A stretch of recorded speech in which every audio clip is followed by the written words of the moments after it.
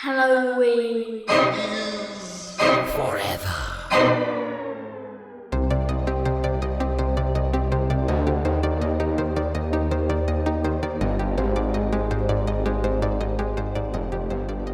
Why are priests called father? Why? I don't know how I feel about this one right now. Because it would be way too suspicious to just call them daddy. Welcome, boys and ghouls, to another fucking episode of Halloween is Forever. I'm Brian. I'm Meg. I'm Steve, and the church is mad. What about Oh, they Zaddy, mad though? Like, at what us. about Zaddy? Like, you know... Zaddy? Because there's probably, like, some attractive older priests, and maybe in my mind, all priests look old. Is that what Zaddy means? It's like an attractive, like, older man. Oh, Kinda like the type charismatic. Kesha's into, because she likes guys who look like Mick Jagger. All right, guys. I mean, I'm not saying You I'm never heard above that those song? type of things. No. No. No You never heard idea. that one Kesha song that was on the radio forever? No. Do you I know think who I know. Kesha is? Yeah, I think I Then know you the know song this called song. "I'm a Motherfucking Woman," only because of Burt Kreischer. I'm a motherfucking woman. Is that a song? Is all I heard. Guys, let's end the episode just right now. No explanation, just it's over. All right, guys, we are back at it with another Sumbitchin' Minisode. And guys, we're balls deep in September at this point. We are full on mid-September, which means we are only days away from the kickoff to, I guess, amateur hour Halloween, which starts in October. I mean, it's the main show. It's the big show. But if you've accepted Satan, into your heart, you will have been celebrating Halloween for at least a full month by that point. But for everyone else, get on board, guys. It is full on spooky season.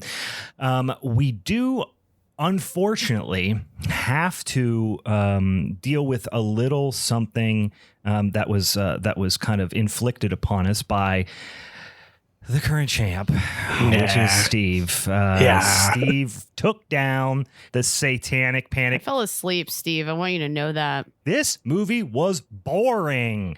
But yes, It's a punishment episode. it was so boring. And you know what? It wasn't even badly acted. We'll get into it. For all those of you who are new to the podcast, I should probably explain what the hell a punishment episode is, or a showdown for that matter. Here's how it fucking works, you guys. We have an episode that comes out every Monday. On the first Monday of every month, we do a showdown episode where we have a topic.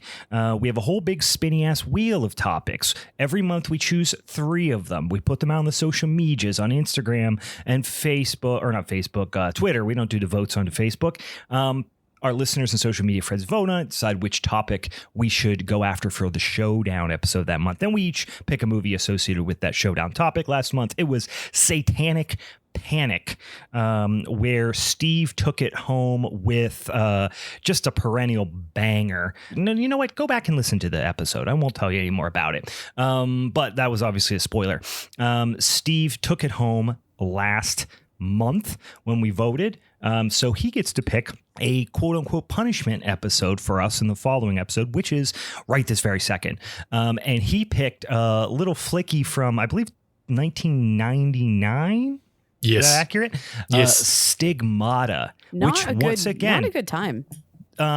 Honestly, remember it being okay. This time I watched it, kind of sucked. Didn't like it. Bored as hell. Yeah. But we'll get into why we thought it was boring as hell and why Steve decided that we were going to talk about it. I have a feeling there's some reason that he wanted to talk about it because it did seem like an out of left field pick for you. Right. It just doesn't seem like your cup of tea. I think I just said it at the end of last week's episode where it was this is a reverse Satan film. Oh, right. Because it's not possession by Satan, it's possession by a priest. Right. And the other is this film supposedly occurs in Pittsburgh, Pennsylvania. Yeah. Where we have that extensive subway system. Right. But yeah, it's a stinker. But interestingly enough, I did forget the quote unquote twist which we'll get into. It's not really a twist. You kind of can see it coming, but it's supposed to be the kind of spin because you think it's just a possession movie the whole time, and then she's just possessed by a priest, and then you're like, who fucking cares, basically. So we'll get into it here in a hot sec, but we have other things to do before that, right? And also, I don't want to forget, we have a fun topic that we discussed doing for next week. The one that I suggested, guys, do you want to do that for next week? Have we agreed? I don't remember. You don't remember? All I right. don't know that you discussed it because there's nothing in my brain that's triggering. Okay, if Steve doesn't remember Best either, then horror you butts. had Oh. Oh, I thought that was just going to go on the wheel. Oh, no, I thought we should have for a mini-sode. I think that would be a fun spooky time mini-sode, even though it doesn't really have anything to do with Halloween. Maybe we'll do that for a Showdown episode. Maybe we'll throw it on the wheel. But best horror butts. I was doing a little research, if you know what I mean. Were you? Earlier about some good horror butts. But yeah, I learned some things. Yeah, I learned some things, though, that were a little distressing. There's some fun in, your societies of the world. There's some fun, goofiness. Otherwise, there is a particular type of movie and a particular type of butt that shows up very, very frequently that was a little bit distressing for me. But we'll get into that. Wide and flat. Flat, not even wide, like narrow and flat. Every single butt is Sherry Moon Zombie's butt, basically just mimicked, which is to say not much of a butt. Listen, I'm not trying to butt shame anybody. I'm just saying there's I'm like a little bit offended. I mean, I just knowing my butt, it's all about the genes though. So I was going to say a lot of these butts that we're saying are flat, they had those tight, high fucking Wranglers. And I'm just thinking of the boys, let's just, just hike them up. Yeah. Just hike Even them up. boy butts were, flat as hell back then. I think at least what I'm getting at is like, we're out of the 80s now, and people of our age, of the current year, we're into fucking dump trucks, and we need to get some fucking dump trucks on screen. I was looking for some big, voluptuous butts, and there's so few. They're all like really like skinny, like a bunch of the like late 90s to mid 2000s, like the low rise jeans that your ass crack was showing. Oh, God. Like that is all it is. And there's just not a lot of big juicy butts out there, guys. That's all I'm saying. It's kind of frustrating. But you want to do a whole episode on it. I just think it would be fun to talk about. I think it would be. Like we could, and it'll get weird, and I'm okay with that. Yeah. I'll start my list of butts if we want to go that route, Get on that butt list. Finish your penis. Finish Where's your the snake butt penis train? drawing. Finish your penis drawing that you mentioned before we got on the podcast, and get them butt lists going, guys. I feel like you're dropping something that has no context and they need to know. It doesn't have any context. You should explain. So I told the guys before I jumped on the episode, and I can't remember what triggered it, but I put together a playlist with a couple of my friends, and I called it Bangers with a Z. And I said that I was going to draw or like create an image for this playlist that was basically a bunch of dicks that were just like intertwined like snakes. Yeah. So wrapped around each other and stuff. Yeah. Yeah, like a snake pit What about of like dicks. a dick snake eating its own tail?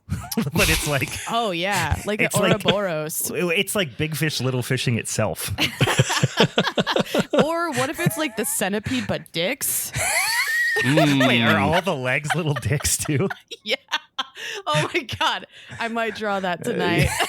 So like each dickhead is going into a ball bag. No, the balls aren't present. I wasn't even thinking It's about the still balls. butts. It's Yeah. still dicks going into Okay. butts. Okay, fair enough. Okay, it's But the like heads are dicks. Gotcha. Yes, I like where this is going a lot. I'm imagining whatever that. Oh, I can't sell that on TeePublic. They get mad. Yeah, they get mad if there's too many dicks. But there is also a what's the name of that that freaking artist that like everyone had this painting in their dorm room where it was like all the stairs going in different directions. Oh, and MC stuff? Escher. It's an MC Escher drawing, but it's just dicks. If someone other can make that a reality. Yeah. Oh my MC God. Escher drawing dicks going up, like just fully 3-dimensional, Yeah. disorienting maze of dicks. I don't know what I'd get more distracted up by, if like just being confused by which direction the dicks are actually going in, or just the amount of dicks that it would take to make this a reality. Like thousands of dicks. Yeah. A peck of dicks, which I think is 1,000 dicks. Anyway, guys. A hogshead of dicks. Speaking of hogs, you boys drinking a little whole hog pumpkin ale here. What beers do you how have? about that? Yeah, it's, you know what? I haven't had it in a few years. I think Stevens Point make it or something? Stevens Point Brewing Company. Yeah, something like that. I think they do. They do a nice job. It's I've had it before. I enjoy it. Yeah, it's caramely. It's got a little sweetness, but not too much. It's got that like little toffee char thing at the end. It's pretty heavy on the cinnamon and ginger, and there's definitely some nutmeg in there as well. And you know what? It's pretty fucking all right. It's a little like the spice is pretty intense, almost to a point where it becomes a little bit astringent. But you know what? I do not mind this beer at all. It's pretty darn nice. Hadn't had it in a few years, and you know what? It's fucking pumpkin ale season, guys. So I'm out here getting after it. What are you guys drinking? I feel like I can see the vines growing out of like your hands and your head, because you're gonna turn into a fucking pumpkin. Because in this mug, I have the last little bit of coffee I was drinking with pumpkin spice creamer in it. So I'm just balls deep in pumpkin spice stuff right now. That makes sense. I actually picked up beer on the way home from work today. I mean, sidecar of Icy Light. Sure you usual. did. Try. Fuck off. White trash piece of shit.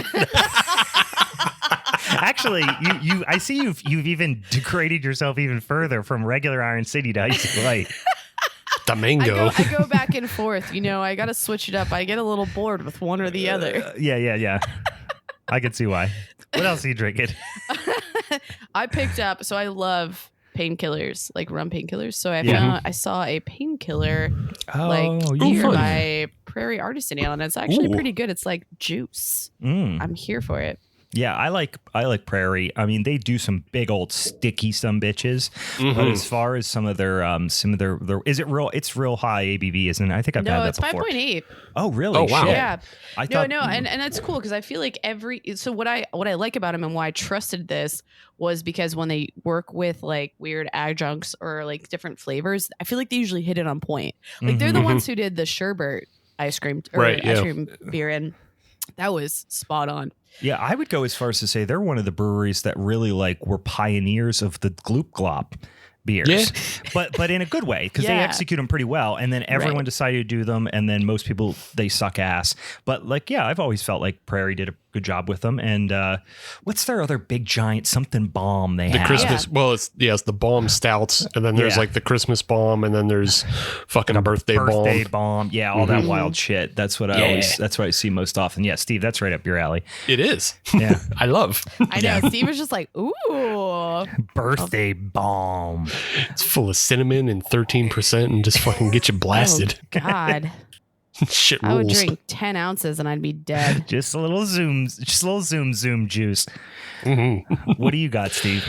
I am not drinking gas, but I'm drinking something with a little bit of a fall flavor to it. It's the Rheingeist crumb cake. It is coffee, lactose, vanilla extract. It's pretty decent. It's supposed to be just like, a coffee cake streusel, and it's like 7%. So flavor profile on point for that. I mean, we're talking about weird. Yeah, it's pretty on point. The back end is a little weird. Like it doesn't. I don't know. It doesn't finish the way I would hope, but yeah, it's fine otherwise. Yeah, I haven't had many of their beers in a while. I went through a little, I think it was not long after they hit Pittsburgh, where I was drinking their stuff for a while, but it's been a hot second since I had anything Rheingeist related. But I like their ciders, and they also started making like, they call them bevs. So they're not like full on seltzers or whatever, but I had like, it was like a pina colada bev. It's just like it was like a 5% fucking pina colada. It's fine. Yeah. Well, I feel like for them, like I've always kind of like been okay with everything I've had, but I've never found something that's become a staple. Like I'll still go get Sierra Nevada or Trogs or, like these like breweries that are on the same size. Well, Sierra Nevada is probably bigger, but you know what I'm saying? So yeah. Yeah. They never knocked my socks off, but they're still drinkable. So yeah. Yep. Agreed.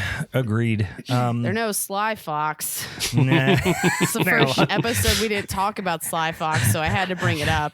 By the way, guys, want to come out and drink some fucking Oktoberfest with me? Check it out on the old social media. I was so bummed. And one last side story. So I went to see last podcast on the left with our fam over here, Jen and Ben. Mm-hmm. And we stopped by Sly Fox before the show, and I ran into the head brewer, John. And I was planning to go in there to try to get some Oktoberfest, which I did actually have one at Carson Street last week too.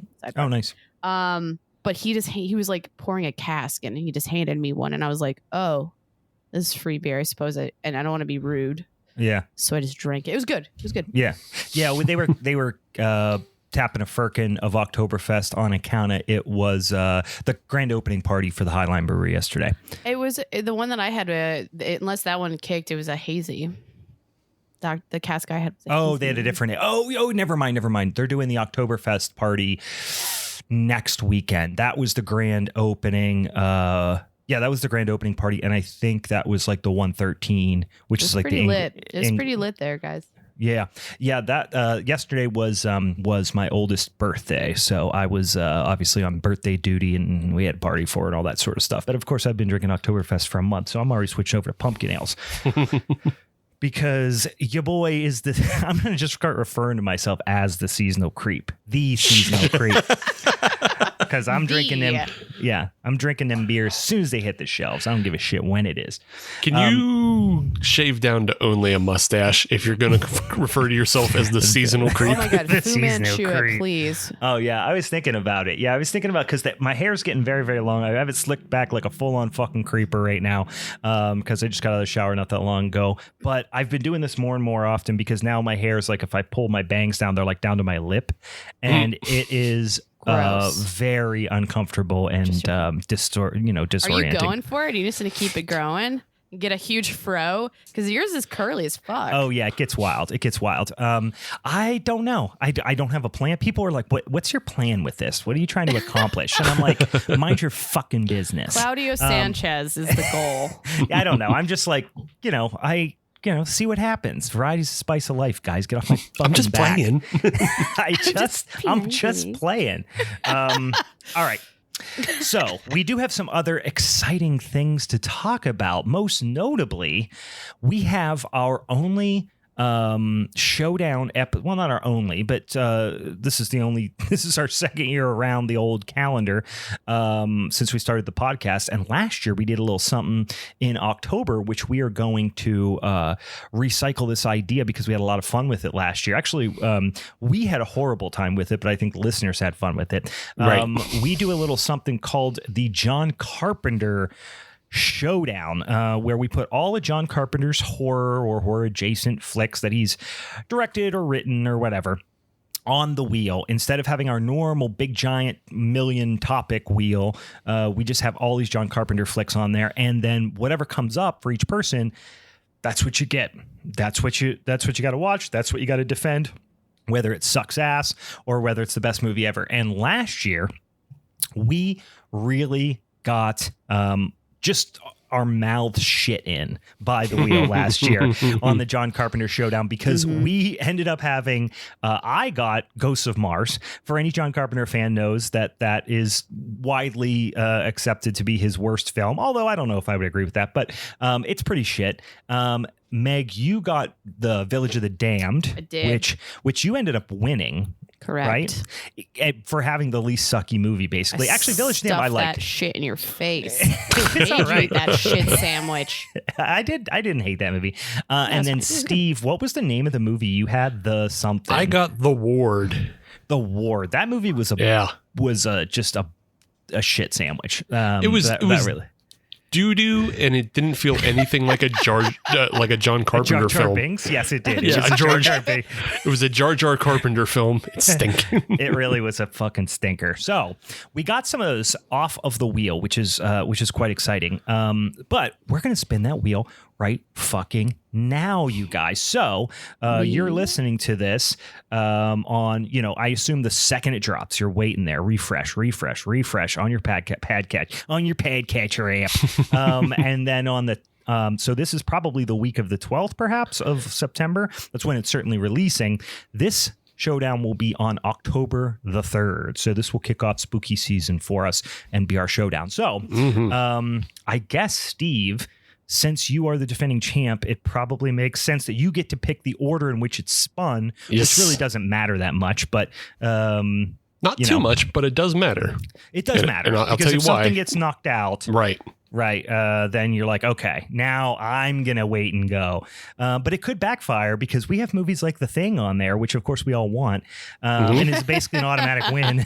Right. The more options, the worse chance. I feel like you have more option to get a shitty one. Right. Yes. You have more options to get a shitty one if you go first, but I would be remiss if I let Meg go first and she gets The Thing. I would be a fool. So with that in mind, I'm going to go first. Okay. I think it's a good strategy. Brian, you're going to go second. All right. Why do you hate me? And Meg's going to go third. Meg's getting rat fucked. She's last. Because Meg, you won last year. John Carpenter. Oh yeah, you did. You won last year. Fine. You won last year. But it had nothing to do. It had nothing to do with it was the only thing to do with it, which was the wheel. Also, exactly. That's what I'm saying. It didn't matter. So also, whatever. I'm slightly guilty that Brian didn't get Prince of Darkness last week. Yeah. So, it's my way to sort of make up to him. I have faith in the wheel, that the wheel will giveth. The wheel will provide. The wheel will provide. Yes. Oh, we should mention that is off the list, which is Prince of Darkness, because Prince of Darkness picked is it gone last week. So. Ooh. Oh, Steve got Halloween. Right. Fuck. That starting with a banger. Just with a banger. And that's gonna be the only one for me that's gonna be up there with The Thing, frankly. That's my favorite movie of all time, but I don't know that I would pick it in terms of like over The Thing for the best movie. I don't know. Right. We'll see. It's our choice. Yeah. Steve's got Halloween, which I'm fucking excited about. We're doing that in October. The show is made as far as I'm concerned, but so it's all gravy right now. So that means, we have this lined up for the Showdown. Then we're probably going to do Halloween Ends, obviously, during the month. So Right. Yeah. Yep. Are you ready, Brian? Yes. Give it to me.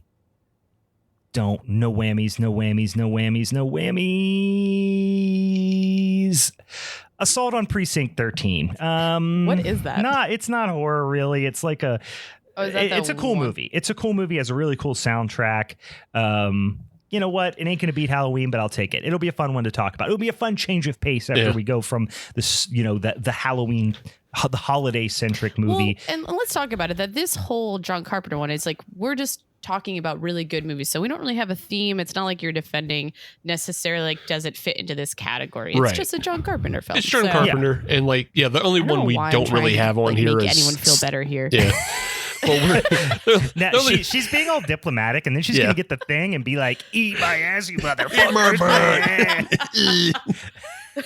All right, Meg, she's are you ready? She's going to double middle finger us in 2 seconds when she lands on The Thing. All right, ready, Meg? We will fucking see. So nervous. Assault on Precinct 13 is one of his zombie motherfucking butt. You bitch. I hate you so much. Meg just drew The Thing. Yes! This fucking wheel. So, guys, I'm gonna be sitting. I'm basically Mac. Listen, I'm on the fucking skirt over there of the ring, watching fucking Rocky and fucking. What's his name? My God. Sorry, guys. I couldn't control my reaction. I'm just going to be sitting there watching Carl Weathers and Rocky and Apollo Creed go at it. Apollo Creed. I couldn't think of his name. I couldn't say Carl Weathers. Are you basically in my corner just go, you can't beat him? Threatening to throw in the towel. Yeah. You know what? This would be a fun position to be in because Assault on Precinct 13, if you've never seen it, Meg, you've never seen it. Nope. Fun watch, pretty, brutal, violent movie, but not necessarily pure horror. I would almost put it in the same, genre of like the Death Wish movies or something like that a little bit. But a really fun flick. So we'll watch that. We'll get it out of the way, and then it's Halloween versus The Thing. Really should be the title. Should be Halloween versus The Thing, which I'm pretty excited about. Honestly, Brian gets kind of the best no pressure position. because he just gets to choose who wins, who's champ. Yeah, that's true. And he's already stated that he might choose Halloween over the thing, but well, I consistently and for 20 years have said that Halloween is my favorite. Halloween 1978 is my favorite movie of all time. I've watched it more than any other movie on the planet by far. But in recent years, The Thing has creeped up to be kind of parallel. So this is actually the more I think about it, going to be a blast because Halloween and The Thing are my two favorite films. Period. So this will be a real coming of age tale for me, guys. A real soul searching spirit mission, if you will. So there's drama for the audience because, honestly, if I got Assault from Precinct 13, I wouldn't pick Halloween. I really love The Thing much more, and obviously Meg does because Jesus Christ, she can't even hold her ass together when she wins with a little spinny wheel. I have watched My Halloween. ass completely fell apart. Yeah, you missed it. It was just everything in the kitchen behind you is just Guys, covered in an ass. I needed this win. Even if it's just the picker wheel, I fucking needed it. this so bad in my life. No one knows what's going on in my life. I needed this. Yeah, Halloween and The Thing, man, that's going to be a tough one. I'm excited for that. It'll be fun. Yeah. So, guys. I'm sorry once again the wheel failed you. Yeah, the wheel hates my fucking guts. We've all established that. What would have been a good third one, though? Can we talk about that for 2 seconds? What would have you been, excited to actually put up against these two films? I would say, They Live would be fun, although it's not going to be up there. Christine would have been really awesome. I love Christine. Again, it wasn't going to stand up to these two. And then what other one am I forgetting? What other In the Mouth of Madness is one. In the Mouth of Madness is awesome, but that I feel like I might pick that one over Halloween. Really? I really like that film. Yeah, I really like In the Mouth of Madness too. There's another. There's another it's just so visually movie. weird. It is. It's so strange, and I like that movie a lot. I mean, probably my third favorite Carpenter movie is Prince of Darkness, which was off the table. But there is another. Why am I blanking? Oh, The Fog. The Fog. Yeah. The Fog would have been a fucking blast because The Fog is super just spooky in a cool way. Again, it's not going to stand up to Halloween or The Thing, but The Fog would have been a fun one too. But I think Assault on Precinct 13 will be a nice little preface to those two flicks. So once again, guys, October the 3rd, tune in for us to talk about that. But also all the episodes leading up to that and through the end of spooky season, we are going to be talking about some goddamn Halloween shit. We'll probably do a couple little spooky mini-sodes too, where we talk about specific, Halloween holiday type shit as well. Maybe some. I'd love to do an episode on Halloween TV specials and shit like that. So we'll get into that later in the year. We'll probably have some guests on. It's gonna be a lot of fun. But before we do all that, we have to endure. We got to take our medicine, guys. We gotta eat the shit sandwich that Steve delivered for us, which is like I said, Stigmata from 1999. I really, in my head, I think had this mixed up with the what the hell is the movie with Halle Berry? Gothica. Yes, I always mix this movie up with Gothica, which is a way better movie. So I just remember this film so many times. I feel like it was just on TV a lot at one point, because every time I've seen it, it's always been just on TV, but I saw it multiple times, and definitely at that time I was a fucking kid and was okay watching this, and I was like, oh my god, this is so spooky and I love it. It's weird. But then watching this, I was like, holy shit. You were a Brooklyn street thug too when you were a kid. So if you remember, oh my god, that, it's so spooky and weird. I just remember Meg, as a kid, always being like, "Hey, what's this fucking movie over here? It's fucking." It's all the balance of my life. It's horses and this Brooklyn lifestyle. This classic grew up in that classic Italian Brooklyn household. I would take the L home and then I would watch Stigmata on the TNT. They know drama. Wow, what the fuck? You have Stigmata on the TV. It's Sunday. It's the Sabbath. Anyway, so I like the theme of this movie. I feel like it's a cool idea, and then is so self-serious and is so fucking boring, and the actors are so up their own assholes the whole time. It's just so. Steve, let's get into this movie, because right now it's just been me and Meg saying how much we hate it. So I did fall that asleep. bad. I Exactly. actually, like, the last 5-10 minutes, I definitely snoozed. I like woke myself up going, I was like, shit. It wasn't long, but Yeah. I definitely You did. dozed. You dozed. It dozed you. It's fine. was real. Yeah, this Yeah. movie will sleep you if you're not watching, if you're not paying attention. It'll get you. So yeah, Well, we're it's so talking. dark too. Yeah, it's like dark. everything's so dark. It is No like, one paid the fucking light bill in any building they're at in any point in this movie. That's what's great about this film, and by great I mean it's just a fun like little time capsule. It is so 1999.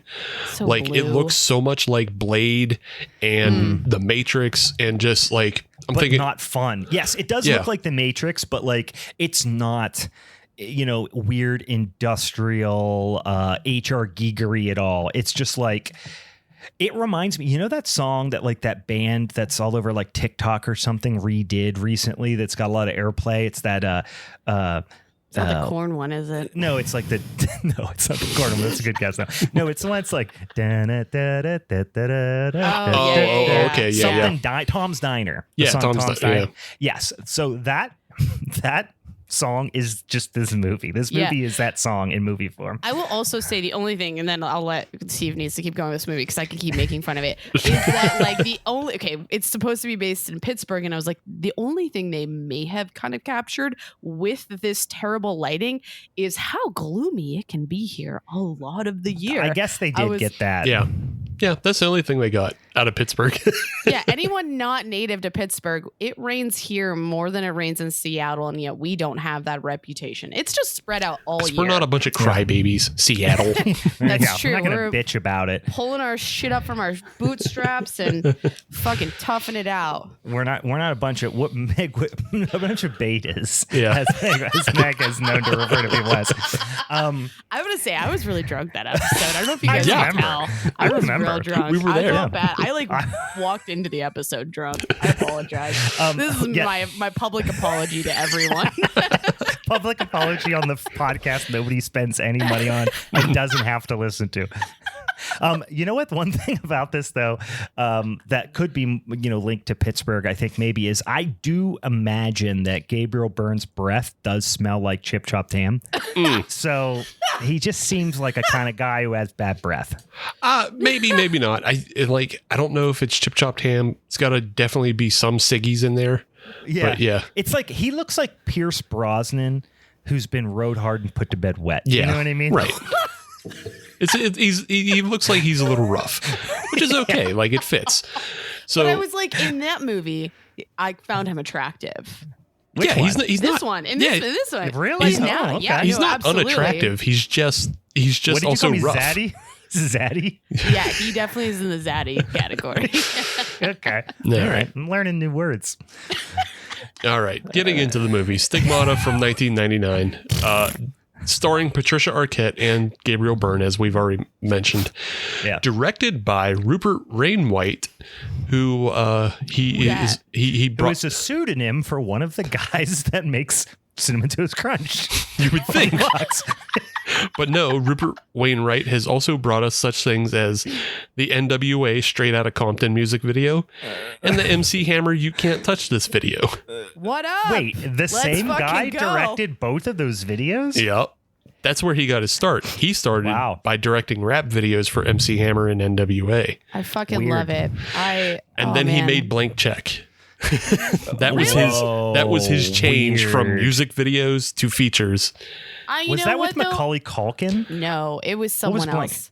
It was another little androgynous kid. Yeah. Isn't that Frankie Muniz? No, it's just the I'm kid gonna that. Google it right now. It's Blank like I feel Check like was it's a the- no-name person. You know what I Yeah, mean? it's a no name. That kid don't work no more. We don't know who this is. Basel. Yeah, we don't know this kid. Bonsai. I'm gonna call him Brian Bonsai because that's Yeah. what it looks like. Well, what am I? I'm thinking of Richie Rich. Yeah, you're thinking Richie Rich, yeah. Yeah. And then there was another one with Frankie Muniz too, I think. Yeah, Yeah, where it was just He's like little a kid has a genius bunch or of money. something. Right, yeah. But yeah, whatever. That was his big jump from music videos to features, and then did a couple other things, then Stigmata, and he actually directed the remake of The Fog. Oh, that sucks also. Yeah, it does. But he did those things, and then that's like the last time he worked. Yeah, that movie blew also. You know, that was one that used to be on Sci-Fi Channel all the fucking time. They used to play that Fog remake constantly. It was among some of the better movies that were on Sci-Fi all the time. Like, there would be shit, and then they would play The Mist or The Fog, and I love The Mist. Oh yeah, The Mist rules. But then I would be flipping through the old, TV guide channel back in the day before we had DVR and all that. And I'd flip through and I'd go, oh shit, The Fog is on. Like whatever, year it was, because they came around, I think, roughly around the same time. And then I'd flip to it, expecting The Mist, and it would be The Fog. And I would go, fuck. They boomed me. They got me again. Yeah. I feel like now I'm questioning all of this too, because which one is the Thomas Jane is in that? The Mist is the Thomas. Yeah. That's where they're in the grocery store and there's the weird like religious zealot lady and all the monsters outside. Yeah. That's the one based on the Stephen King short story or novella. I forget which one it is. But that one rules. The Fog was originally, Adrian Barbeau. John Carpenter directed, Adrian Barbeau and a not mustachioed Tom Atkins and a very, very young Jamie Lee Curtis also. Fucking a not that young Tom Atkins. But it's a really fun movie. Then they remade that one in 2005. What? 5? I was gonna say 6. Yeah, something around there. And it's a stinker. Yeah. It's bad. Yeah. So that's Rupert Wainwright's legacy is blank check, rap videos. Should have stuck with the rap videos because those were bangers. Well, he remembered his name was Rupert and then was like, I can't do this. They just called him the white boy the entire time. Yeah. You know what I mean? Hey, white boy, was that a good shot? Yeah. He just got fucking swirlies all day and he was just like, I'm Rupert. And then he fucked off to do a blank check. Thought he was real cool though. Ice Cube was just sticking his finger in his ear, giving him wet willies. Yeah. Oh my god! Shut up, white boy. I want to look up. It was when Ice Cube was kind of hard, right? Yeah. Which listen, I'm not gonna lie. I'm sure Ice Cube could still beat the shit out of me if he wanted to. 10 out of 10. But like back in Friday Ice Cube was cool. Now Ice Cube sucks so bad. I hate him. Yeah, I can't do it anymore. He's not cool at all anymore. Oh man, I'm gonna just send you guys some of his like solo stuff after the whole all of the NWA kind of like fell apart especially with him. Man, it's not good. It's weird. It's creepy kind of. Oh man, Rupert Wainwright is exactly as white as you think he is. Oh yeah, he's English. Holy 10 out of 10. I have a picture of him on a mountain, a snowy mountain, with a camera around his neck, a camera in his hand, a scarf, a vest, and a jacket over it. He and looks his hair like he is goes just to the feathered. Alps all the time. Yeah. He's English. Of course. Oh God! Jesus. But I don't like it. I don't like his face. He looks angry. All right, we've now got to who is in the movie. We can't stop making fun of it. Sorry. So the movie basically is a rundown of just like what if possession, but it was good possession, but it's still a horror movie because we have Gabriel Byrne as Father Andrew Kiernan, and he's one of the Vatican's investigators who goes around the world and investigates various miracles. Like, if Jesus shows up in your toast, he'll be there to confirm or deny whether or not that's a miracle. That's such a funny thing to be the guy who determines whether something's a miracle. Right. And let's also remember, guys, miracles are fake. Yes. So you're the guy who goes around from like a giant full-on evil organization going around just saying whether fake stuff is fake or pretend real. Yes. I wonder how many grilled cheeses he had to look over. A bunch. Like how many piss stains on the wall in a bathroom that looked like the Virgin Mary, and he was like, "Oh man, I have a perfect scene in my brain." He just goes and he specifically gets tasked to a lot of food related sightings, and then what he does is he's like, fake. stuffs it in his face. Just eats it. Just eats it, and then all these like old And then like throws it women on the are break floor, down and- crying with And their all of rosaries. these poor people who think they found a miracle are now sad. He's See, like, this no, is the church. it's a gyro. It's just a gyro. He's just got fucking tzatziki sauce all over his face. I don't think he has to be as as Not aggressive. He doesn't have to be as aggressive about it. Definitely not. But he just goes in and just like, I need to taste this. And then he just like tastes. He just continually keeps taking tastes until it's all gone. Wait, Steve, that is actually like rule 1 in the priest handbook is if you're curious, just taste it. Yeah. Oh my God. So Also, creepy. here's the other No, thing. but that's also where you draw the line. It was not up for interpretation, but they thought it was. Yeah. And this is where we go into Yeah. territory we shouldn't talk about on this podcast. Well, here's the thing is too, like this movie, right? Steve just described like the movie in a nutshell, which is possession's bad, but what if a possession was like actually good? But that's also providing you with the conceit that the Catholic Church is good in some capacity. Like, well, and that's not true because in this instance, the Catholic Church is specifically like the establishment of the Catholic Church is problematic. Yeah, the in this movie. established They're the church is bad. guys. But they're just saying that like, you know, evangelical Christianity is coming from the good end of things, I guess is the conceit, which depending on how you view organized religion, you may also adamantly disagree with that. Right. So it's, yeah. Yeah. This, I mean, again, it's of its time. It's, you know, pre 9/11, RIP. The Wait, are you RIPing for the buildings? What Yeah. are you RIPing? Just all the people? Yeah, I the mean, buildings. it is, we People are simultaneously? recording on All the 9/11, buildings. and in theory, we were 2 years away from that. right. Yeah. That's when the Wow. world changed. Wow! But I Wow. remember. yeah, Wow! that's when the world Yeah. changed. That's when we got things like, you know, all of our privacy taken away. But I don't think it was just then, but hey, let's just pretend it was. It was after that. But yeah, so like of the time, you had a lot more people who were like into believing religion was cool. You know, this was before like, even though it was like whispered about, obviously, and there was like a lot of abuse in the 70s, like there was still just a lot of people way into the church. So, so like that's why movies this movie like would this not work now. No, not now, because like this movie tries to be subversive and is like, what if there was another text written by Jesus that wasn't accepted by the church, which is an actual thing. Like they make a lot of mention of like extra gospels in in this film, which they do exist. Oh, tons of them. yeah. Yeah. I've been listening to a podcast called Apocryphals, which go through all the I can never remember how to say apocryphal text. Apocryphy is the word I was looking for. Go through all the apocryphy, which is just basically the books of the Bible that didn't make the cut. They ended up on the cutting room floor, if you will. Is this part of your therapy?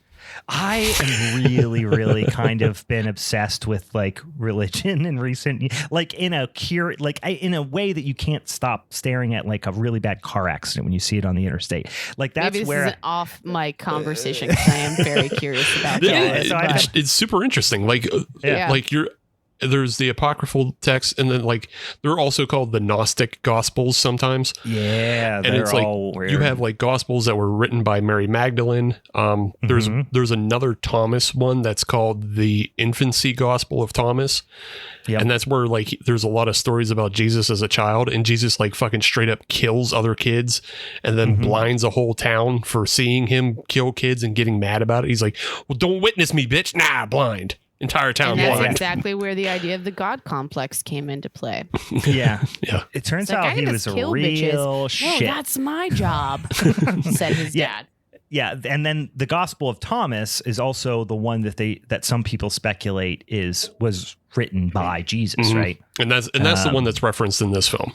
Right, that's So- the one they're talking about in this movie. Yeah. So at the end of the day, I probably should have not fallen asleep in this movie and actually taken notes to learn a little bit, because I'm still learning about this, Well, it definitely becomes a little bit more interesting, just like I said, because I've been on this kick between like all the like apocryphy or whatever, and And like I've been obsessed with reading about and listening to podcasts about the Dead Sea Scrolls too, which is like wild. Like it's fucking insane. And then, just people, basically there's a lot of parts of the Bible that got cut out because they were not convenient for the established narrative, right, basically. And they were like cut out by like not even the established like proto-Christians, but they are cut out by like Roman leaders. Yep. Just left off. The Greeks had their way with it. The Romans had their way with it. And then, there was, Martin Luther and all that, also that stuff that happened, but also so much diddling.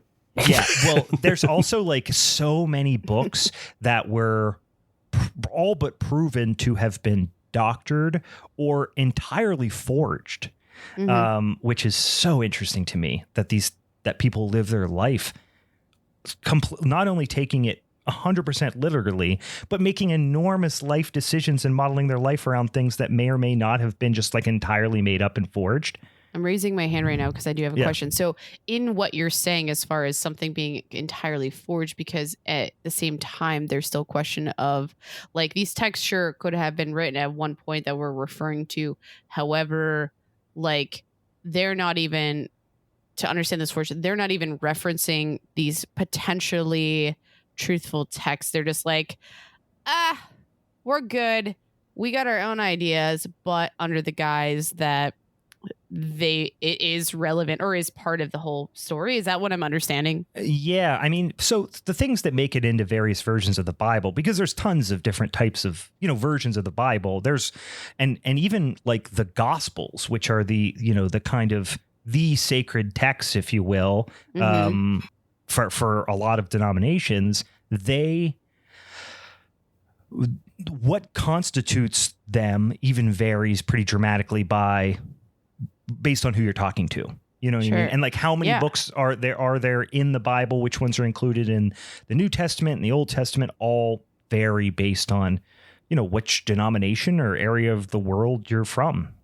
Right. And I feel like that was always my understanding, is like the interpretation of all these texts, which, I mean, you find that in so many different things, even thinking about like philosophy wise, which in my mind, when I think about religion, I only take it as serious as I take like people's philosophy. It's like these are ideas, and these are concepts, and these are stories, blah, blah, blah. So, yeah, I just was curious because I find it so interesting how we could have all these like rogue people, but I won't interrupt because I am ignorant as fuck on all this stuff. But I'm curious. But yeah, and that was kind of the point of this movie overall, is like the movie is a fucking paint by numbers possession story. Like it doesn't really do anything very interesting. The only interesting thing is that she's afflicted by the stigmata rather than that. The whole point of the movie was to make people like curious about the Catholic Church, because they have all these omitted gospels, and then you have this weird arm of the Catholic Church that is out to cover up. Which I think the movie would have been a lot better if they focused a lot more on the church being the villain.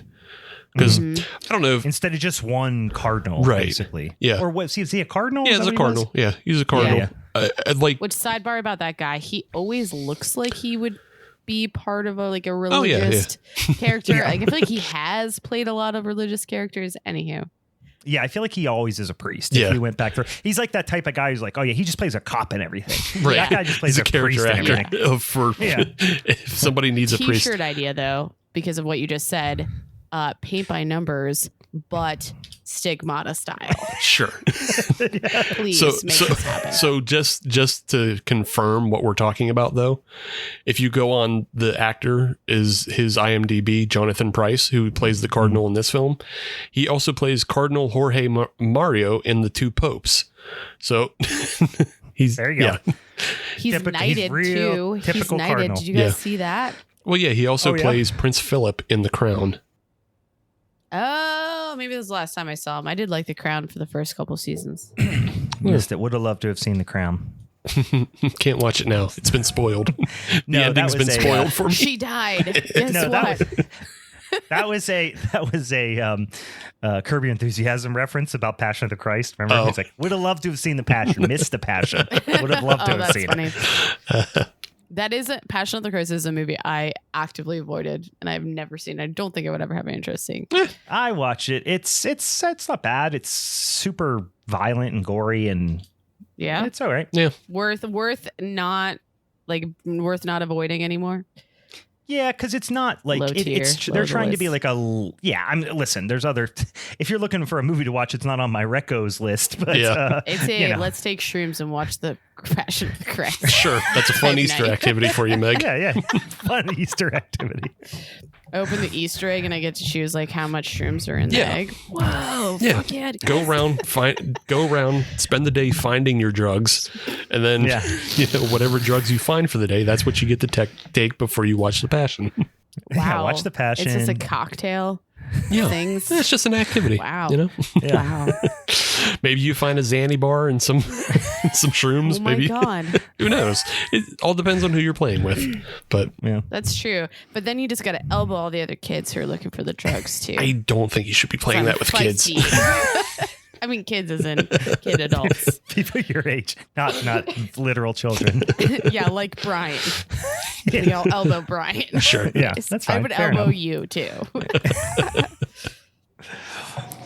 I'm not this violent, really. I'm not violent. I'm not drunk. I'm not drunk. I'm not violent. I admit it to being Here's my drunk. impression I of didn't- Meg. I'm not drunk. I'm not violent. You guys didn't ask me if I was drunk. I just admitted on this episode that I was drunk. We you could clearly tell you were fucked up. What do you? Your brain you was didn't- you your did brain not- was like operating I in couldn't like a even like look at slideshow. my I couldn't even look at my computer. I was like staring. We could up into tell your space. brain was like 1 frame per second. Why didn't you guys even call it out though? Yes, we did multiple times. Yeah, it just got Not that I edited was out. drunk. It got edited out of the final No, episode. no. No, you just like made fun of me the whole like saying stupid shit. All right, guys, whatever. Whatever. No shame, no regrets. Let's go. Just keep Regrets. talking about this shit show movie. We were, and then we'll go back to it. We'll keep going on and off because honestly, there isn't much to talk about. It is the standard possession. Patricia Arquette plays Frankie Page. She is sent a rosary by her mother that her mother bought at this miracle site that Gabriel Byrne was investigating. The rosary apparently carries the soul of the priest who died, and he begins to possess Frankie, and Frankie begins to suffer the stigmata. Patricia Arquette, Right. vampire Lisa Loeb. Okay. Kind of. Yeah. Yeah. I could see that. Yeah. I definitely had a crush on both of those women around this time, and when I was probably 14 or 15. Yeah, that makes sense. Yeah. Definitely Lisa That was Loeb. my type. That was my type. Definitely Lisa Loeb. Thick frames, Yeah. like quiet girl type. Yeah. Yeah, maybe not quite, but yes, like slightly nerdy. There you go. Parker Posey's another one that goes up there. Oh yeah, Yeah. for sure. Yeah. I wanted to point out a scene, and I just wanted to see if anybody else felt this. It's after Frankie suffers the stigmata in her wrist and she goes to the hospital for the first time. And she's being attended by a doctor, a female doctor. Right. Did anybody else get the feeling of why is this Joan Cusack but not Joan Cusack? Yeah, she does look a little bit like She's Joan a Cusack though. Yeah, it's because she is Joan Cusack's sister. Oh. Yeah. I guess I probably just was like, I assume that's Joan Cusack, and I still don't care. She didn't have the nerdiness that I feel like Joan Cusack brings to every one of her characters, like this like quirkiness. So I was like, but she definitely, you can tell the Cusacks. Yeah. You know what I mean? Yeah, it's just the way she speaks. I was like, why is that Joan Cusack? It's not. It's Ann Cusack. Oh, interesting. I didn't know there was I such would a have thing said as Ann their Cusack. mom or something like that, but Yeah. Yeah. Yeah. all right, there's a third like, one. This movie's just so 90s, and like every single person in it is such a 90s archetype. Like both Patricia Arquette's character and her friend in the movie both could have very easily been at that desert party in National Lampoon's when the Vegas Vacation. Oh, yeah, yeah. You know, when the daughter goes out to the cool kid party in the desert Yeah. with the girls, they both just felt like they came out of that party to me. They could have been background extras and hackers. Yes. Yeah, that's even more 90s. Yeah. They're just such a 90s archetype of this, like, I'm too cool for school. I'm kind of nihilistic. But I'm kind of like a schoolgirl boss too. Yeah. Like, Dude, I couldn't stop staring at all of the fashion, and I was like, yeah, I had those butterfly clips. I definitely wanted that type of blouse because like I was like, that's what I was staring at. But yeah, no, that was a very distinct, strong period for like how someone looked. Yeah. But, oh yeah, there was a very specific. It's like, as I think even like, we're 30 years away from, the 90s already, but I will imagine that in like 20 more years from now, that look will be as stereotypic as like the hippie look from the 60s. Like, it's so of that time. Yeah. Do you guys think I should buy some butterfly clips and start wearing them? Should I They bring it are back already now? popular again. Yeah. I know. Very That's what I'm saying, weird. but should I? But instead of butterflies, they're bats. Yeah. Yeah. Get into the Wednesday Addams look. Yeah. Bring it back. Yeah. You know what, guys? Let's reinvent me. I was wearing a pair of Carhartt overalls when I was out working on my car, and and Kate took a picture of me when I didn't think I was looking, and sent it to my cousin and my cousin's girlfriend as like a means by which to make fun of me, because my hair was like out of control and I had like Carhartt striped overalls on, and my cousin's girlfriend, who's like quite a bit younger than us, was like, "Oh, what are you, like a hipster now?" And I was like, "I'm wearing Carhartt overalls." Oh, yeah, no, and she was Carhartt like, "No, is they're like completely hipster. Yeah. I know Carhartt is, but they're like striped overalls. They're like the least cool." No, that's in. like the railroad overalls. type ones. Kinda, yeah. No, those are Because in. those, I definitely know a lot of brewers that wear them. I have All right. I at least know a handful of them that own them. Yeah, I mean, I am wearing a Carhartt shirt right now, actually, now that I think about it. But and so I know that that's a hipster thing, but I did not realize that the overalls had come full circle. I wouldn't even use the word hipster anymore, but I would say it's hip. It's in. It's in. in. I hate the word hipster. I feel like it I know, has yeah, no it's connotation anymore. It doesn't. It used to, when it meant like just like a fucking guy in New York who lived on a trust fund and like sat around in art galleries, but wore like tried a big to look floppy like a hat. hobo or a homeless person. Right, Like, yeah. oh my God. Being gonna get fucking canceled. Apologize. They like were dressing like they literally like wanted to like look like grungy of sorts. You know what I mean? It was an active role, and you're like, why? because they wanted to fit in with the bohemian crowd of people who are actually poor and art makers. But we fucking know. We know the trick. We know your fucking game. We know your game, you snakes. Meg's out there just calling out posers left and right. I see you at Spirit right now. Spirit the lounge, not the Halloween store. That's going to be a shirt. That should be a shirt. Powerbomb posers. Anytime you see somebody call them a poser, powerbomb them. Man. Let's see. Back into this movie. Did anybody else notice We're Portia? 10 minutes in. Yeah. Did anybody else notice Portia de Rossi with the cruise ship hair? Yeah. No, Yeah. I didn't. You didn't notice Portia? I was like, No, I didn't. I might, like I said, I was really struggling to pay attention. Where was she at? She was one of the She's other barbers. nails. She's Was a she nail at the lady. barber shop? Oh, okay. Yeah. And she straight up had white girl cornrows. Yep. Oh, cornrow. Yeah. Okay.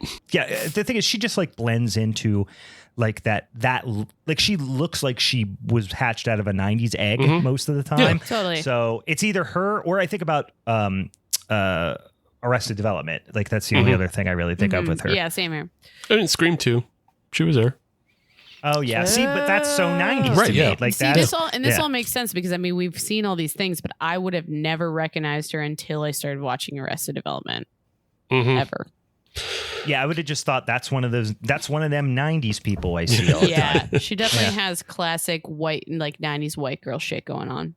Oh yeah. Let's see. After Frankie is basically afflicted with all this, like she's on that very Pittsburgh train. A thing that definitely doesn't exist in Pittsburgh. Yeah. I mean, we have trains, but not subways. No. Really. We have one to go up a hill. Yeah. Yeah. Yeah. We have the incline could've and then done we have better. the T. Well, we have the T. And the T has always Well, been that's the true. T. That's, yeah.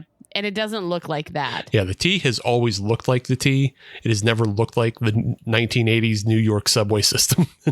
Right. Mm-hmm. But yeah, she gets Did you guys where was this filmed anyway? Los Angeles mostly. Not. Yeah. Yeah, that makes sense. Yeah, but I mean, they even try to use some of the more Gothic architecture in Los Angeles to represent this Pittsburgh skyline, but also at the same time, like they catch other Los Angeles buildings in the background. So, yeah. I wasn't like the box office was pretty good, but I'm like the budget was probably dog shit. Is what I'm assuming. Oh yeah, I think the budget was like 18 million, maybe. It was. It wasn't. Yeah, it wasn't much because 29. No, 29, dude. Oh, okay. Well, that's a pretty healthy one. But they completely made it back and then some because they wound up getting almost 100 million on the returns. Whoa. Yeah. And then that's pretty good. Then you have the VHS DVD market on the back end for more. So yeah. Oh yeah, this was a movie that was definitely one of those ones that were 90 fucking copies of in Blockbuster. Yeah. Yeah, you saw this in the $5 bin all the time at fucking Walmart. That's funny. Yeah. But like, yeah, it's also just kind of a universally hated movie too because it's so boring. The church was mad, obviously. Like the church does not like this film. Poor church.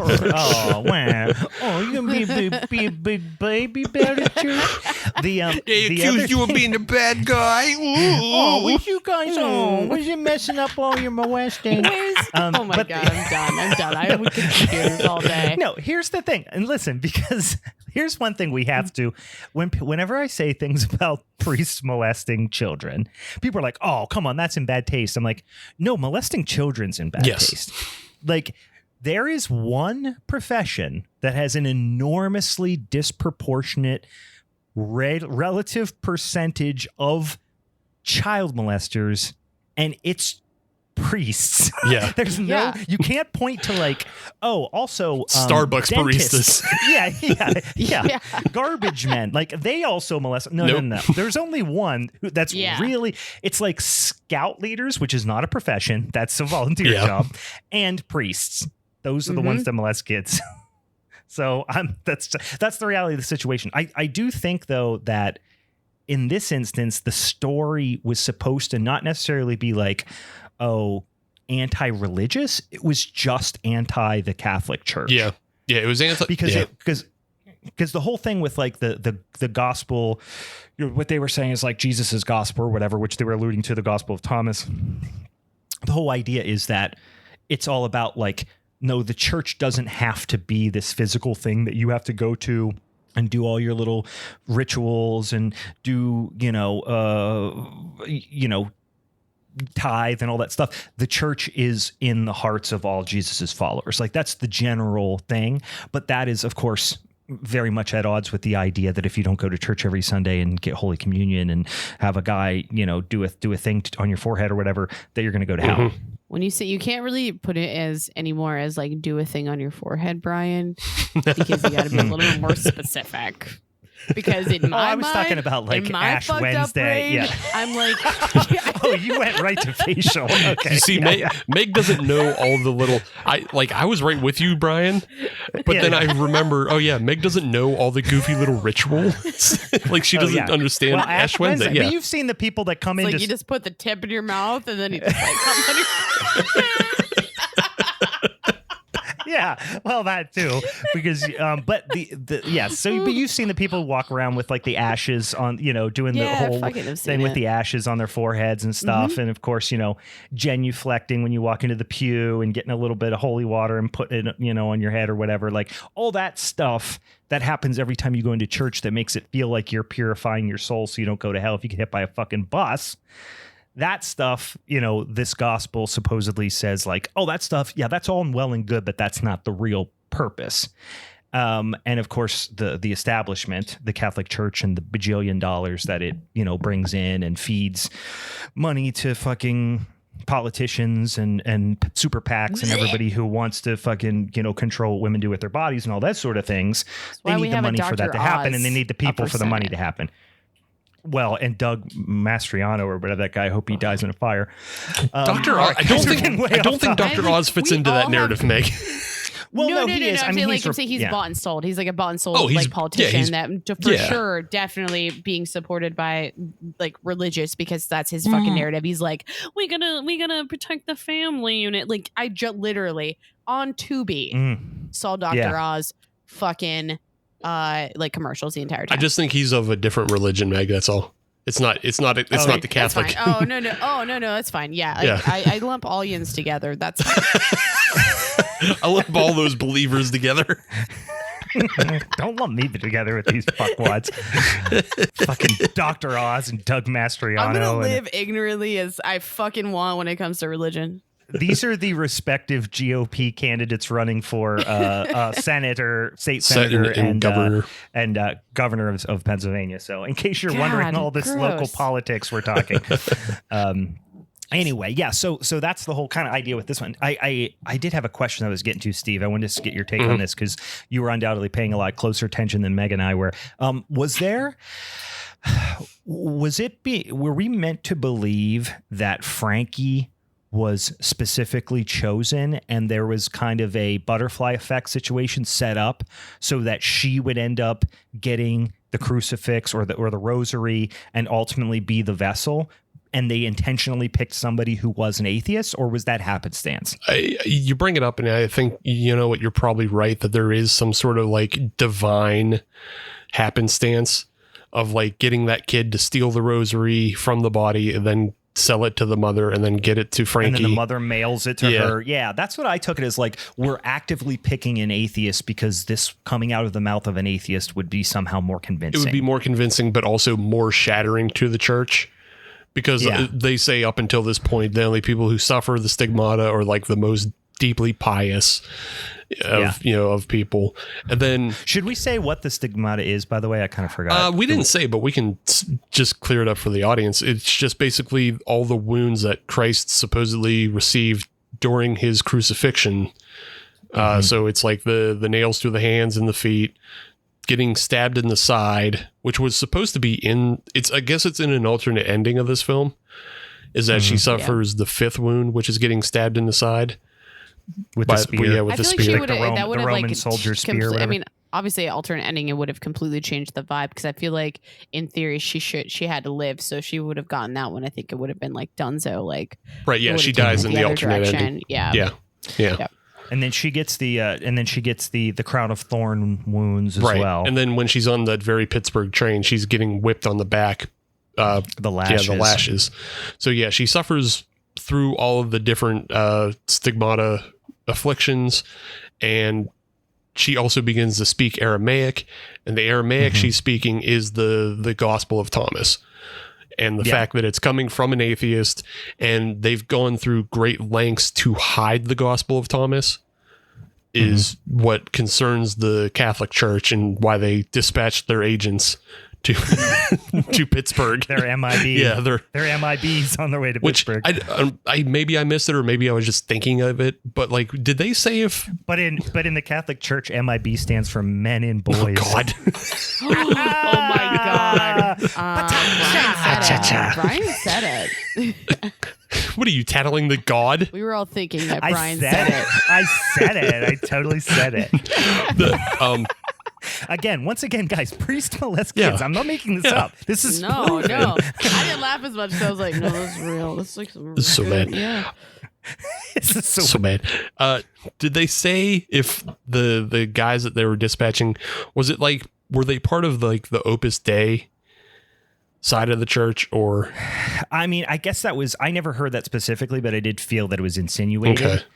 That like he was being trusted with knowing the truth, but then once he knew it, he was almost like radicalized against the church a little bit.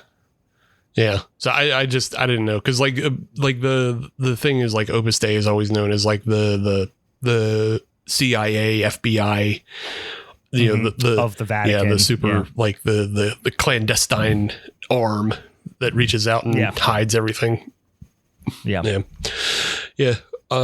But yeah, she just like, she suffers through it all, and then tries to spout it out. And then they have this weird scene where she gets possessed by an actual demon, which, like, I just thought that was lazy. Like, Did you think though that was like a weird? Not I don't know. Red herring would actually be like no, it wouldn't be red herring. It's something that to distract you from like actually who it is to make you think. I mean, I feel like it was just a weak plot point, but it makes you believe that maybe it was like a distraction so that they can get this fucking, I don't know, stupid gospel out, or I don't fucking know. Guys, talk to me about this.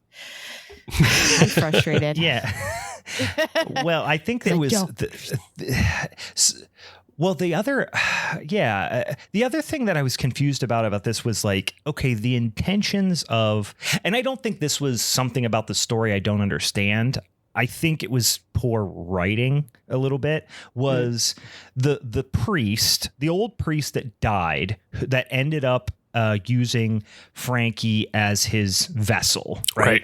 What the fuck was his name? Sort of an Father Alameda. Alameda. That's Father a good Alameda. name. It's a cool name. Yeah, it sounds like a legit priest name. Father Alameda was using Frankie, but he was doing all these very subtle things. But ultimately, what he wanted to do was blow the story wide open, right? Expose the church for the establishment of the church for its hypocrisy and for its hiding of the true teachings of Jesus Christ.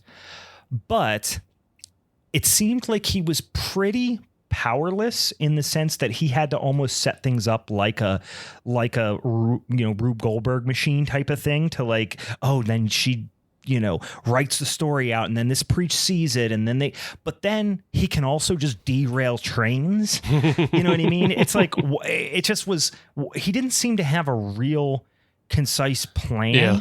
And also, I guess now that I'm thinking about it, perhaps he had chosen Frankie because Frankie's a non-believer and she was going to hell anyway or something. So he really didn't care what happened to her. So that's why he didn't want to relieve her at the end. I just feel like his death seems too calculated that it just comes off as suicide and he should have gone to hell anyway. But he because I feel like he's like, no, I did this. And you guys already were talking about the whole, like, what? Use the word phrase. You said priest. You're saying Father Alameda was committed suicide, you think? Well, I'm posing as a theory because all this seems too calculated. Like, I thought he got knocked off because he was going to expose shit. But then still, how did it get like out, like through the rosary? Like, how did he from the dead, like, be able to still get this story across? Well, it got out because the statue was crying blood. And, I mean, you guys maybe talked about it because you said like the whole divine blah, blah, blah. And so it's like somehow spiritually still like calculated out. I don't know. It just feels weak. Your shit's weak. Well, it's because God, so here's what I took it as. And yes, I do agree with that. But I think the idea was supposed to be that he knew the truth. And he and his buddy, which he goes to see, and when he tells him, what's the other, he wasn't a priest, but he was some sort of like Jesuit, maybe a scholar or some shit like that. He was still a priest, but it was like, what was his name? Was it Gianni, the Delmonico or whatever? Yeah, maybe that was him. No. I think that was the other father who goes in to do the exorcism with her.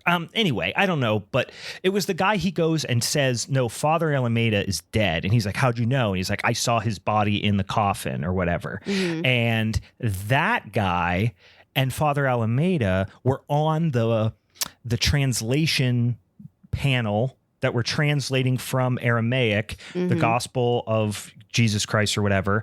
And they were the ones who translated it and said, oh, this is going to change everything. And then the cardinal was like, and tried to, basically smear them out and say like, no, you're forbidden to do this. And then they excommunicated them. And then I assumed that they caught wind that Father Alameda was still crusading to get this truth out of there and killed him. So even if that wasn't the case, even if he died of natural causes, I think the idea is now he has been bestowed upon him some sort of supernatural ability in the afterlife to go into the body of Frankie through this rosary. I'm just going to be But bold. if he's allowed to do that, what isn't God just write it in the fucking clouds or something. You know because what I mean? he works in mysterious ways, Brian. Jesus Christ, that's 101. Because God isn't real. It's first day stuff. I feel like right now, Brian, because of the knowledge that you have, you're giving this movie way more like meat than it needs. We're probably more. reading into it more than it needs to. No, but I mean, and it's fine. You're making it way more interesting for me, but we're giving it too much right now. Yeah, it takes itself so seriously. Remember, it's a revenge film, and Steve was trying to like fuck us here. Let's not play this game. He did. You really rat fucked us this time. Hell yeah. Because it just took it's an unassuming film, but you have to go back, live 20 years ago and think, oh man, they were talking about all this Christ stuff, and it's such a it's not interesting. It doesn't end in an interesting way. It tries to be a horror movie, but like for no reason at all. It could have been just like an interesting film of like somebody who got the stigmata, but they do all the weird, like they have the doves as the jump scares. Oh, they have the doves. There's So nothing stupid. scarier than the stupidest fucking bird in the world. And then on the But also, Steve, yeah, fuck you for doing this to Brian because stop. Like you knew. I feel like you Stop. knew he was. Stop. Just like I feel like you knew he was gonna go. I like that Meg is standing up for me right now. I'm not. I'm actually mad because you're just Normally like going she's deep. like, fuck you, Brian. I hope you get hit by a bus. I know. And now I have to it's, like, switch it up from defending time you. to time and tell fucking Steve to go fuck himself because he didn't balance. But That should be a shirt. Tell fucking Steve to go fuck himself. no, I like. Sorry, I'm very stuck on that. We're definitely diving too far into the plot you're and right, juice you're right, of you're this movie because there's not a lot. no, there's not a lot. You guys know, but you guys know more about this. So like, maybe the mentality around it when they were writing, they're like, yes, we're gonna pull this, and some nerd who wants to like revisit all the religious shit that they fucking grew up on, Brian, is gonna like be really into this because they can know all the like weird stuff that we're throwing in. They totally thought they were writing something super smart at the time. Totally. And like they thought, oh, we're so smart. We're going to blow people's fucking minds that there's books. Everyone in the mid 90s thought they were so fucking smart. Like this is. Oh, yeah. And you guys already called it out for taking itself too seriously. Yeah. This 10 out of 10. This is like Christian edgelord. Like. Like they don't really go too far. They show like some blood and violence, but also like the ultimate message is like find your own religion and find your own way. Like that's the ultimate message is I'm not religious, I'm spiritual. Oh my God. Which is how that woman would be today. She would. Yeah. 10 out of 10. Oh yeah. She would have Frankie one would dread. be into crystal. Into crystal. She would have one dread coming out underneath her ear. And it would just be, she'd smell like patchouli. She'd be like, fine. I'm Leo, but I'm a Pisces rising. No, shade on that. Shade on astrology. Coming at our witchy Shade on bitches. astrology. Astrology's so made up. It's worse. made up. It's worse. Like, I don't know which is worse. A guy who was around 2,000 years or like Mars moving. Which is worse? I don't know. Mercury's in retrograde, so my farts smell different than they normally do. Yo, my farts do be smelling bad though. Mine too, but that's because I ate 4 chip chopped ham barbecue sandwiches. Oh my God. Can you actually, Brian, I'm going to give you something, and I'm not going to TM it. So someone else can TM it. You do your own astrology page, but all Yinzer focused, but it's all ham sandwiches. So it's like our sandwiches from around the city. Like, what would be my sign as a Sagittarius? You know what I mean? Like does this particular like type of like pink crystal, does its vibrations match better with regular Isley sauce or spicy sauce? Hey, the jury's out, but let's ask the audience. Yeah. But there was like a great video going around for a while there that was just like, it was joking about like, oh my God, I just need a white woman who's into crystals to tell me why everything is going shitty for me right now. And I think about that often. Why everything? Yeah, it's basically the equivalent of like all the like the new agey stuff that was really, really big in like the 70s and then came back again in the 90s, where it was like it was all about well, I guess it was late 60s, early 70s, where everybody was like really talking about like being present. Like everyone was really into being present. I'm talking about that now, Brian, so please don't make fun of me. Are you present right now? Dude, I have a tattoo on my fingers that says don't try. I'm not that wasted, so yes is the answer, actually, to answer your question. No, but to talk about it, I think that was so when you say TM all the time, you mean transcendental meditation. Is what you're saying. You're not trademarking shit. You're just going TM. That's your mantra during transcendental meditation. It is definitely my mantra for sure. That's our centering present thought. Yeah, people who are really into like David Lynch Foundation and shit.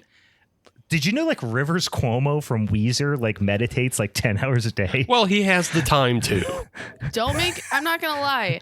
I will stand up for meditation 10 out of 10 times, so I'm not joking anymore about fine. this. Meditation's fine. I'm all about, listen, I'm just making fun of, like people who You'll like this joke, get all their self-help stuff from TikTok. You'll like this joke, and it's relevant to what you're saying, though, is like you're talking about the 60s, 70s, and all of that psychology bullshit, which we could probably go on a rant about all of that shit. But like the Enneagram personality test, which has clearly like been debunked, it's obviously pseudoscience, but I sometimes enjoy reading it, and I basically described it as astrology for psych nerds who don't know anything. I like all, don't get me wrong, I find all that stuff extremely interesting. I don't necessarily feel like I personally get a lot out of it, but that's fine. If people do your own thing and whatever you got to do to live on this earth. But I also really like to watch like Teal Swan videos. Do you know who Teal Swan is? Side story on this one. Did you catch Someplace Underneath, like Henry Zabowski's wife's show? Oh no. I've listened to episodes, but she's from Pittsburgh too. Yeah, she is. But we cannot advocate for Teal Swan. She is a psychotic. No, she's the worst. Oh yeah, she's a total piece of shit. But I find her so interesting.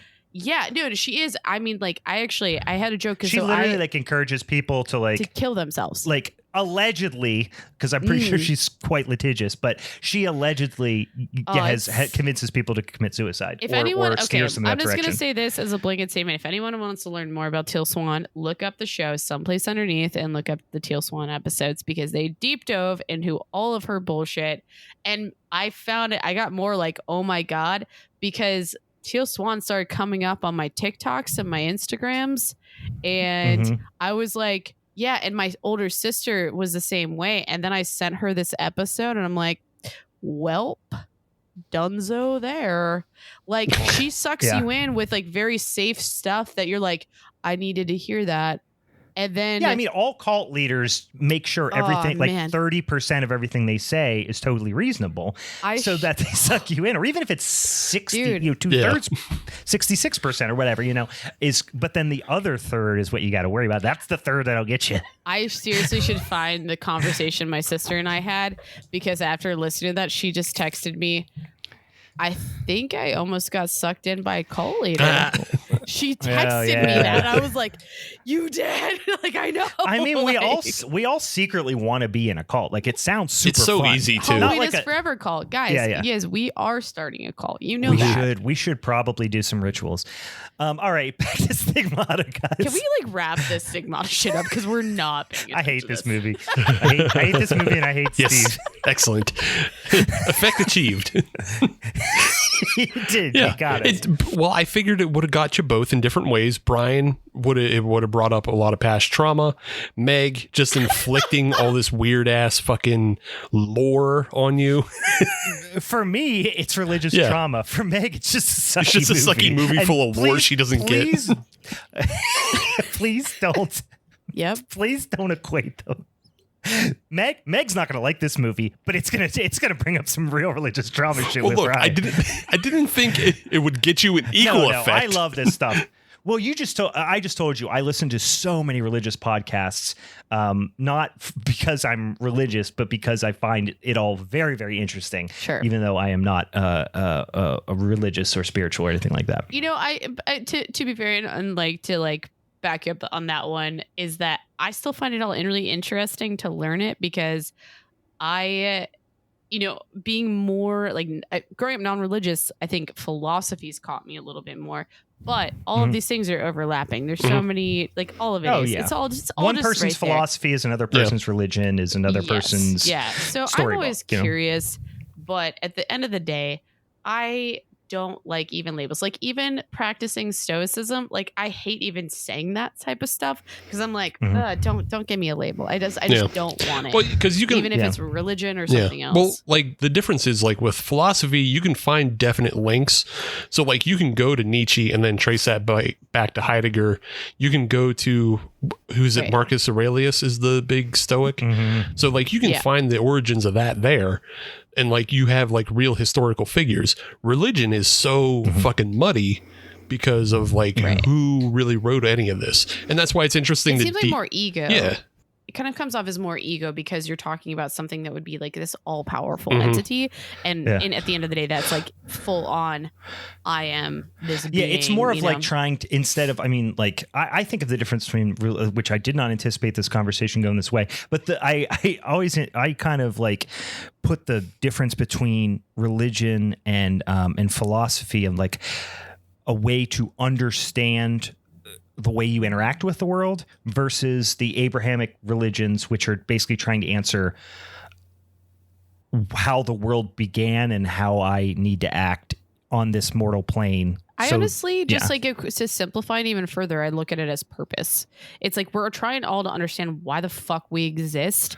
And all of these things, whether it's religion or philosophy, give us some sort of thing to think about differently. And then religion specifically, I think, offers more of like a guideline of how to have a purposeful life, whether or not you specifically follow these things. But they're like, if you do X, Y, Z, you're going to have a happy life and you're going to end up in heaven with all the rest of your family. Yeah. If you do X, Y, Z, you're going to end up in preying on that trauma because, like, honestly, if you think about it, again, we're getting way, way off topic, but I find this stuff so interesting, is the idea of reincarnation being exponentially more plausible to me than heaven and hell. Sure. I mean, yeah, I think the same way because of the idea of energy. We're just talking about energy. And then, but if I said that, like, I might, you know, if I'm cool, I'll come back as like an emu. People would be like, "You're fucking nuts." The and only then they'll thing be like, that I would have "I against can't eat this fish. I'm going to go burn in hell for eternity." Yeah, like fuck you, dude. That's weird. Hell. The only thing with like reincarnation that I would be like, I still would never want to subscribe that have this idea of like, oh, I don't give a shit what happens now because I'm going to come back as something else. Like, I don't think it's reincarnation is like if you're good, you come back as a bird. And if you're bad, you come back as a fucking dung beetle. Yeah. I don't know. Sorry. Yeah. But I'm saying like, I think it's more like, you know, just whatever energy never stops. It always is moving forward and transferred into something else. So like, even if I'm dirt with energy. No, I for being a very non-religious or even person, if I'm I feel worm the exact shit, same like way. I'm still worm shit that gave that worm energy to do worm shit stuff. has an ionic charge. Yeah, worm shit if I become worm food gave that worm energy to do worm stuff. Yeah. Totally. Worm stuff. I'm That's with a band you. name. For being a non-religious person, I am with you. That's like more closer to like what I feel than anything else. Also, I think polytheism makes more sense too than monotheism. Like Totally. I thought if I was like a person hanging out on like in the fucking, Fertile Crescent, 30,000 years ago, following a herd of antelope and taking them out as we needed them to survive, I would have been like, there's definitely someone who's in charge of the sun. Like, we know that. There's definitely like someone who's in charge of the animals. There's definitely someone who's in charge of the dirt. Like, that makes more sense. It makes more sense because like when things go bad, it's not all on one person's shoulders. Because like, like my balls hurt. So like that's that's the goddess of the balls, making my balls hurt.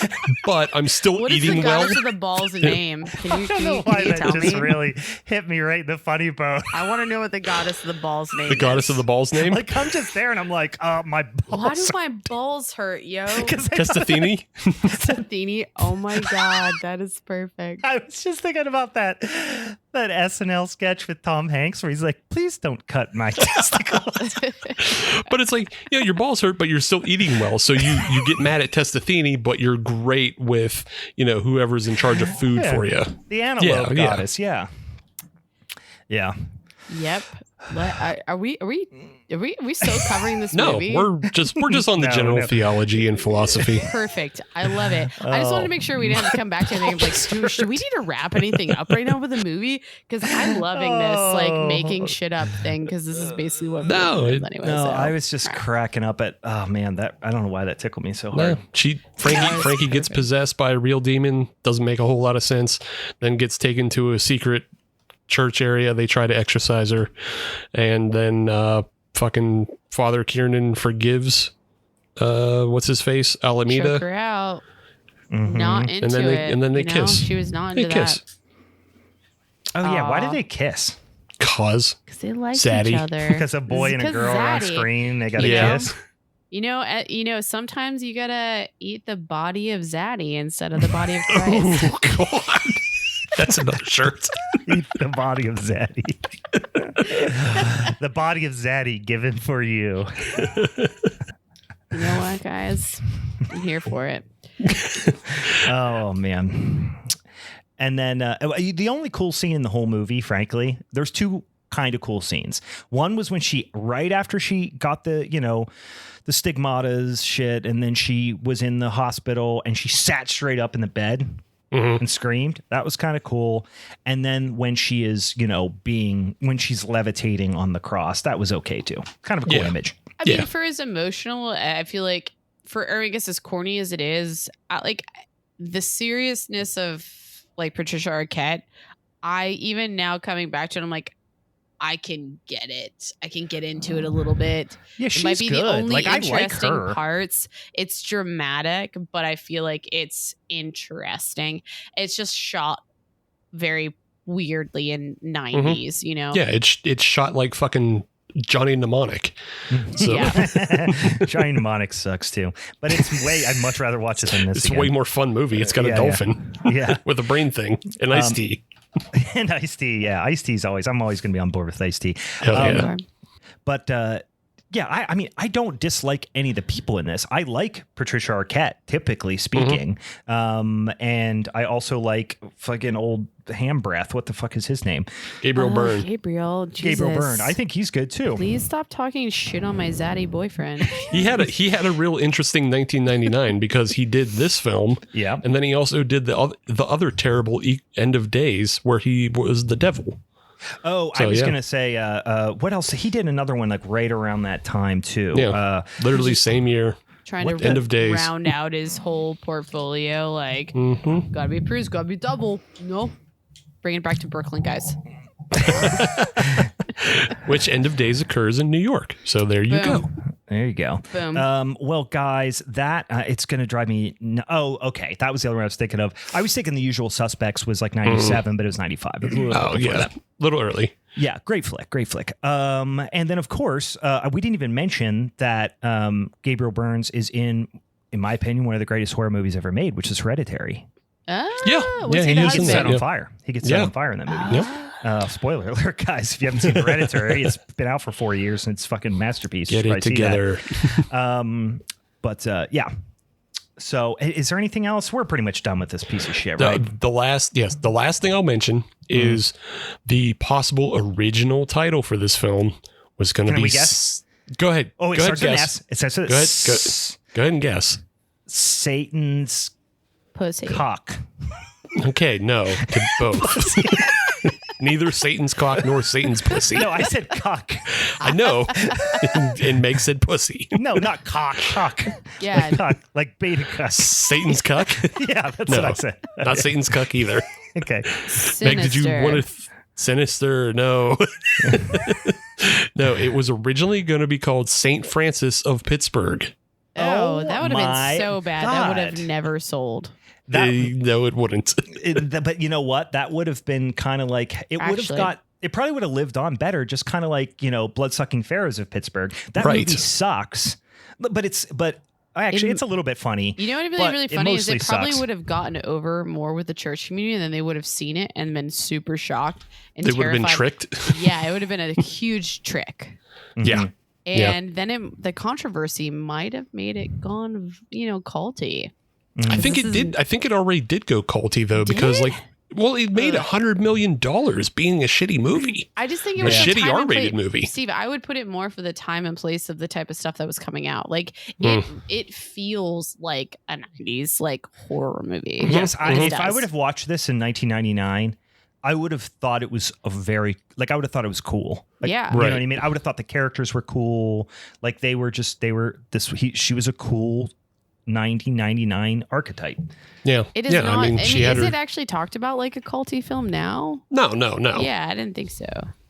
No, I just feel like it had like a viral kind of catch on at the time because despite of how like badly reviewed it was and everything, it still like made a whole lot of money for no reason. Totally. Other than it was subversive, I guess. Yeah, it might have been just one of those situations where it came out around the time that it just didn't have a lot of competition. Sure. Could have like been sometimes that too. Movies it's like how great movies do terribly because they go up against fucking juggernaut. You released the same weekend as Jurassic Park, so you lost your ass. You know what I mean? Right.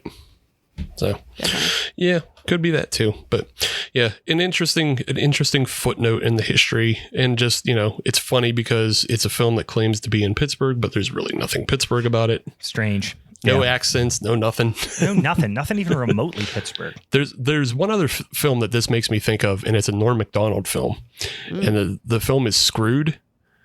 And I've never seen that. It's all right. I would say watch it for Danny DeVito.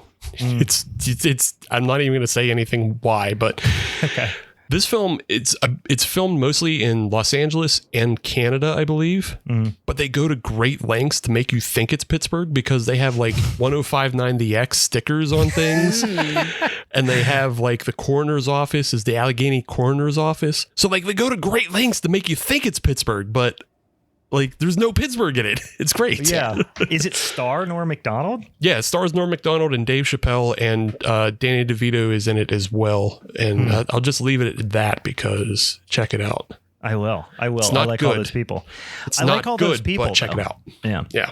Oh boy. All right, guys. If you got any other suggestions for Pittsburgh movies that aren't very Pittsburghy, throw them our way as well. Also, if you have any suggestions, which we've got some really cool ones in recent weeks here, which we have added to the which we also need to do a horniest horror, which I think we might add that to the list. Add it. Which Ben suggested to us, but also there's other we have some other suggestions in the inbox.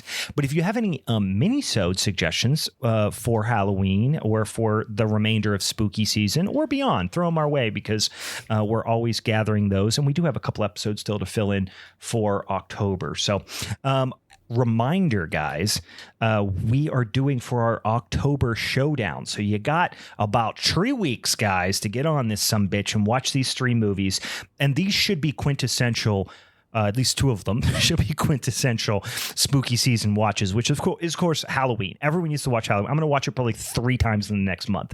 I already watch it probably once. I used to watch it once a month. When I was a kid, I used to watch it multiple times a week. But Halloween, of course, 1978 Halloween from John Carpenter, and 1982's The Thing, which is not a particularly Halloween-y movie, but it's perhaps the greatest horror movie ever made. So you should probably watch that during Halloween season. And then if you want a little, I hesitate to say palate cleanser, which is Assault on Precinct 13, but a great movie with a really cool soundtrack and great sound design and well acted and just overall a really cool movie too. So check those out. Get ready for our John Carpenter Showdown episode in some bitch in October. Also, forgot to mention at the top of the show, if you want to see all the spooky season shit we got going on here, including a little live show we're planning on doing the week of Halloween, or weekend of Halloween. 29th October 29th. which is a Saturday before Halloween, right? On the 29th, we'll have a little bit more information for you. Probably next episode, I should hope. We're getting a little close. Yeah. Well, not close, but yeah, we got well over a month yet. But in any case, we're going to do a little live Halloween party show situation on the 29th of October. If you want all that information on your social medias, go follow us on all them social media platforms. We're at Halloween is Forever on Instagram, at Hallow Forever on Twitter, Halloween is Forever podcast on Facebook, Halloween is Forever on the TikTokies, or Halloween is Forever pod at gmail.com if you want to send us one of them old fashioned emails. We are over 100 followers on the TikTok. Whoa, we did it. We're approaching 10,000 on the Instagram as well. So go follow us so we can get to 10,000 by Halloween. I think that's a reasonable ask. Super reasonable. I think we're going to do it. So get over there, you some bitches, and follow us, interact with us on the social medias as well. And we also have some fun Halloween episodes from last year. If you're looking for some specific Halloween content, I know a lot of new listeners join us this time of year. We did some cool Halloween specific episodes last year as well, which you can go back through them archives and listen to as well. Anything else that we need to touch on? That's it, pretty much. Nah, brah. Guys, better start playing them costumes. I think I already have something in mind. Yeah. Got something in mind, bro. My kids know what they're being. I do not. I was thinking about being something I've never been, surprisingly, which is just going fucking Wolfman with it. Oh, shit. That seems appropriate. Keep growing your hair. Yeah, I might just go full on Wolfman because I've been a dang Frankenstein. I've been a dang Dracula. I was just a Dracula year before last. I've never been a dang Wolfman, so I might go that direction this year. It might be too late, but I'll just pitch something with just one word. Yeah, wear Garf. Oh, that's a good idea. Wear Garf. Dang, I'm looking at my Garfield costume right now, but do you have it on a mannequin in your room now? I have it on my skeleton friend that sits on my chair here with the belt, which currently belongs to Steve, but is draped over his shoulder right here beside me. He keeps it safe so it stares at you and reminds you of who rules. All right, guys. Join us next week where we may or may not talk about our favorite horror butts for the Halloween is Forever crew. I'm Brian. I'm Meg. I'm Steve Mata. Oh my God, I'm so upset with you. Like, you planned that. Oh my God, I hate you. Steve Mata, fuck you. Bye. Bye.